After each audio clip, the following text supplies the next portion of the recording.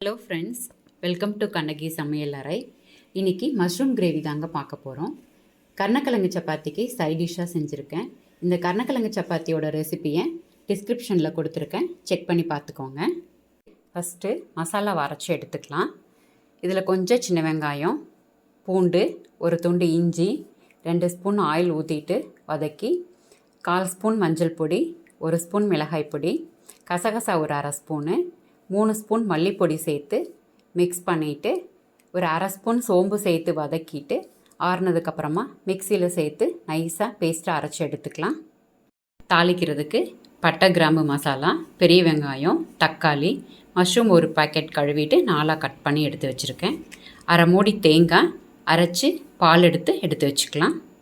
இப்போது 4 spoon oil ஊற்றிட்டு பட்டை, கிராம்பு, ஏலக்காய், பிரிஞ்சி இலை சேர்த்துட்டு 2 பெரிய வெங்காயம் நீளமாக கட் பண்ணனது சேர்த்து வதக்கி விட்டுறலாம். வெங்காயம் கண்ணாடி பதம் வந்துச்சுன்னா போதும்.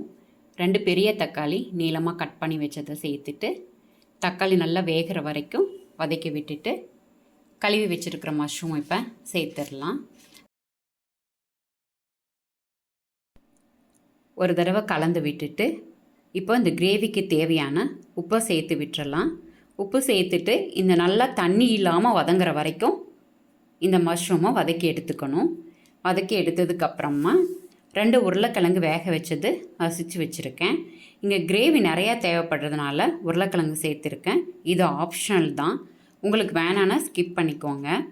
உருளைக்கிழங்கு சேர்த்து கலந்ததுக்கப்புறமா நம்ம அரைச்சி வச்சுருக்கிற மசாலாவையும் சேர்த்து நல்லா ஒரு தடவை கலந்து கொஞ்சம் எண்ணெய் வெளியில் வர வரைக்கும் நல்லா வதக்குனதுக்கப்புறமா இந்த கிரேவிக்கு தேவையான தண்ணியை சேர்த்து விட்டுறலாம்.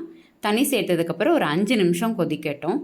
கொதிச்சதுக்கு அப்புறமா தேங்காய் பால் இங்கே எடுத்து வச்சுருக்கோம் இல்லைங்களா, தேங்காய் பாலை உள்ளார சேர்த்து விட்டுறலாம்.